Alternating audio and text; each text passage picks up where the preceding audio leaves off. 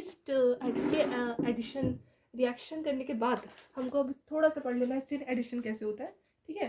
तो इसमें हमारे पास बहुत अच्छा एग्जांपल होता है एंटी मार्कोनिकॉफ रूल। और ये जो एंटी मार्कोनिकॉफ रूल है ये एक्चुअली में हम इलेक्ट्रोफिलिक एडिशन रिएक्शन नहीं कर रहे हैं, फ्री रेडिकल एडिशन रिएक्शन कर रहे हैं, ठीक है। Free radical addition reaction.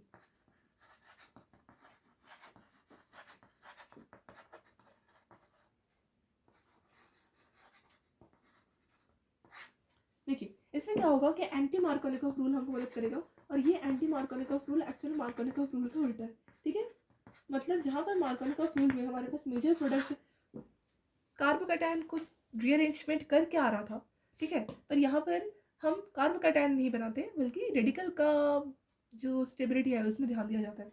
जैसे अगर मैं आपको रेडिकल का पूछूं कि मैंने आपको फ्री रेडिकल में क्या सिखाया था कि कैसे हम समझे कि रिएक्शन फ्री रेडिकल में जाएगी, आपको पता होगा कि हमने क्या लिया था, पेरोक्साइड, राइट। सो पेरोक्साइड मतलब हमको एक पेरोक्साइड लेना है, ठीक है। उस पेरोक्साइड में जैसे पेरोक्साइड मतलब ऑक्सीजन में यहाँ पर ऑक्सीडेशन नंबर कितना है, -1, ठीक है। अब देखिए -1 ऑक्सीजन मतलब ऑक्सीजन के साथ ऑक्सीजन बॉन्डेड है, और ऑक्सीजन वहाँ पर अपना जो है वैलेंसी, 2 वैलेंसी एक एक सिग्मा बॉन्ड से कवर अप कर रहा है।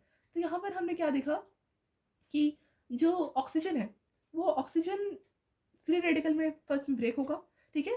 और हमको एक एल्काइल ग्रुप के साथ ऑक्सीजन फ्री रेडिकली दिखेगा, और एक और जो हमारे पास एल्काइल ग्रुप के साथ ऑक्सीजन फ्री रेडिकल दिखेगा वो एक हमारे पास हाइड्रोजन लेगा। मैं आपको मैकेनिज्म करके दिखाती हूँ कि किस तरह से एंटी मार्कोनिकॉफ रूल से हमको फ्री रेडिकल का जो है रेडिकल स्टेबिलिटी को चेक करके हमारे पास आंसर आता है। एज अ माइनर प्रोडक्ट जो हमारे पास मार्कोनिकॉफ बन रहा था वो हम एज अ मेजर प्रोडक्ट बनाते हैं किसमें, फ्री रेडिकल रिएक्शन में, ठीक है। और ये एडिशन रिएक्शन है तो फ्री रेडिकल का एडिशन देखना पड़ता है। देखिए क्या हो रहा था हमारे पास, ये सेम एग्जांपल ले लीजिए, CH3, यहाँ पे CH डबल बॉन्ड CH2, ठीक है। इसमें हम क्या ले रहे थे, इन दी प्रेजेंस ऑफ, वही आप समझो कि हमारे पास क्या है, HBr, ठीक है। HBr एक एसिड, और इसके प्रेजेंस में हम क्या लेंगे, एक peroxide which is ROR, ROR मतलब ROR ऐसा, इट इज कॉल्ड पेरोक्साइड। इसे क्या बोलते हैं, पेरोक्साइड, पेरोक्साइड। अब देखिए इस पेरोक्साइड में हमको क्या करना पड़ेगा, फ्री रेडिकल करवाना पड़ेगा। मतलब यहाँ पर हमारे पास मैकेनिज्म देख लीजिए, मैकेनिज्म हमारे पास कैसे होगा, CH3, यहाँ पर CH, और यहाँ पर डबल बॉन्ड ब्रेक होगा, ठीक है। डबल बॉन्ड अभी ब्रेक नहीं होगा, पहले हम इसको ब्रेक करवाएंगे, मतलब CH2, उसको ब्रेक करवाने के बाद हमारे पास कैसा आंसर आ जाएगा, R, ठीक है। यहाँ पर O फ्री रेडिकल प्लस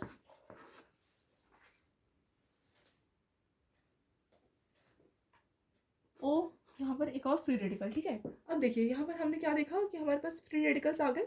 अब फ्री रेडिकल बनने के बाद हमारे पास क्या करना पड़ता है, रिएक्शन करवाना पड़ता है, क्योंकि free radical is not stable species.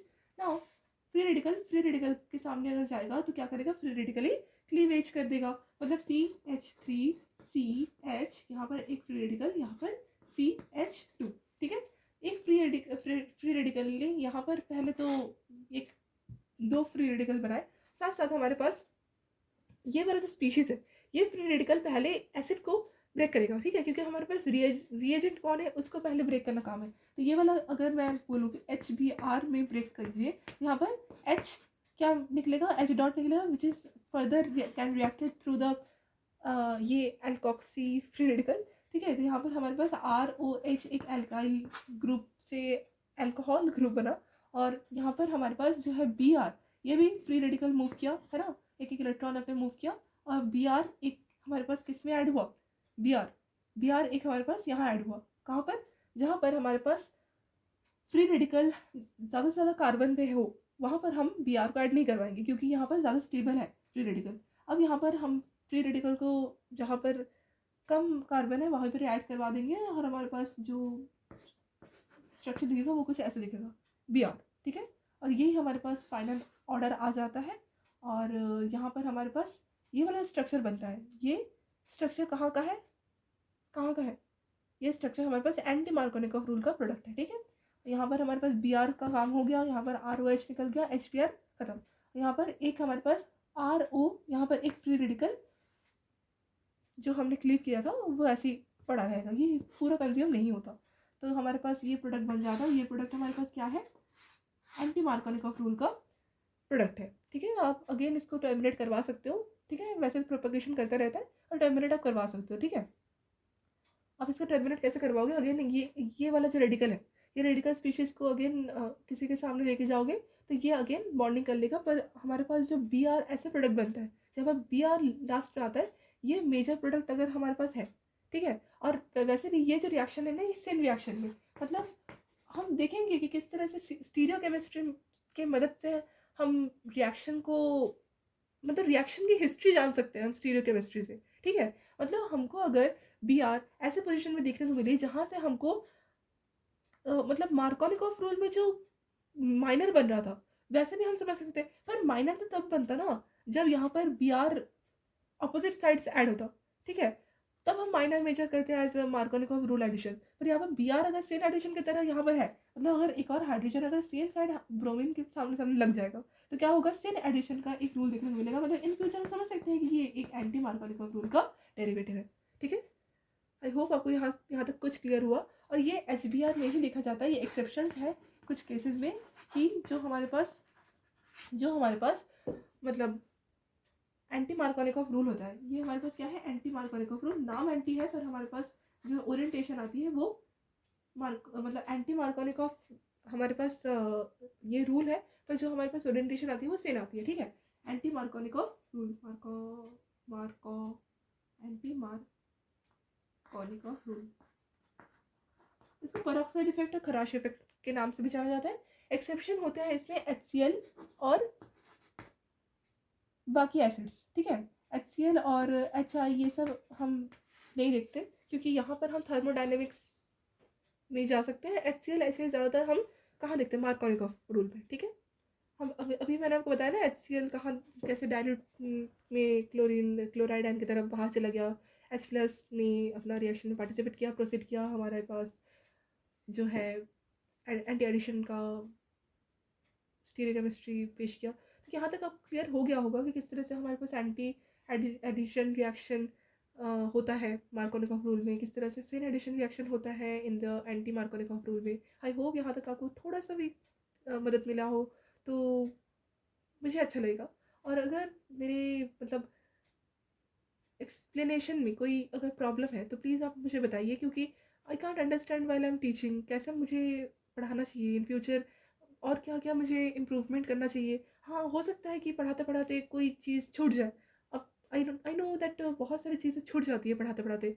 अभी न्यू मैं ये ऑर्गेनिक केमिस्ट्री स्टार्ट किया है तो हो सकता है कि बहुत ज़्यादा प्रोफेशनल जैसे ना लगे, पर हाँ जितना हो रहा है, जितना बन रहा है, I just try my best. And you just have to follow all the videos, क्योंकि जितना आप केमिस्ट्री और जो भी आपका फेवरेट सब्जेक्ट है उसको डिटेल में पढ़ेंगे, अच्छे अच्छे क्वेश्चन सॉल्व करेंगे तो आपका बहुत सारा डाउट क्लियर होगा।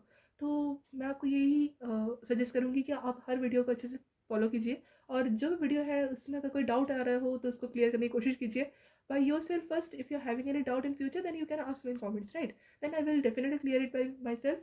और अगर आपको ऐसा फील हुआ कि कुछ क्वेश्चंस, कुछ पॉइंट्स मुझे और ऐड करना चाहिए, कुछ मिस्टेक्स है तो मुझे उसको सुधारना चाहिए, तो प्लीज़ आप उसको कमेंट में ज़रूर बताइएगा। और thank you for watching my video, and please do like, share and comment, and share my video to all the students where they can't afford any kind of other coachings, right? So please आप थोड़ा सा video को like कीजिए और comment कीजिए। अच्छे अच्छे comments अगर आप करना चाहते हो तो कर सकते हैं। कोई अगर आपको डाउट हो, कन्फ्यूजन हो, तो प्लीज़ आप कमेंट में ही बताइए, क्योंकि कमेंट के ज़रिए ही मैं आपको आपको क्लियर कर सकती हूँ। ठीक है, क्योंकि कोई कोई मैं कोचिंग तो नहीं पढ़ा नहीं रही हूँ कि यहाँ पर बच्चे हैं मुझे पूछेंगे तो मैं उसको डाउट क्लियर कर दूँगी।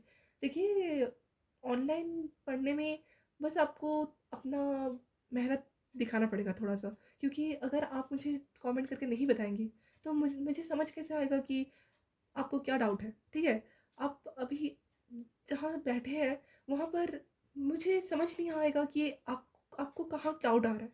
वो आपको बताना पड़ेगा कमेंट में। तो प्लीज़ आप उसको कमेंट में बताइए कि क्या क्या मुझे सुधारना चाहिए, क्या आपको डाउट आ रहा है, कहाँ पर आपको क्लैरिटी चाहिए। मैं उसको क्लियर कर सकती हूँ ना। मुझे यहाँ तक समझ नहीं आ रहा आपको आपको क्या चाहिए, आप कहाँ क्या समझना है।